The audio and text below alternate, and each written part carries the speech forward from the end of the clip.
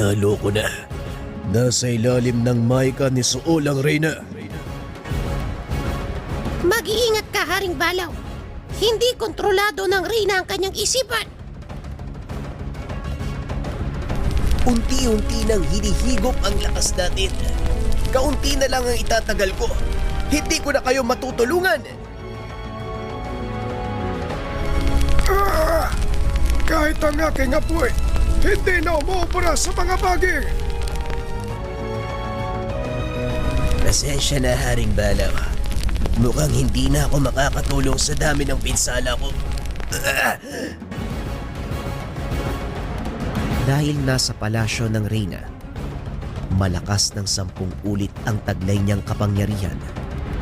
Ang bawat baging na nakapaloob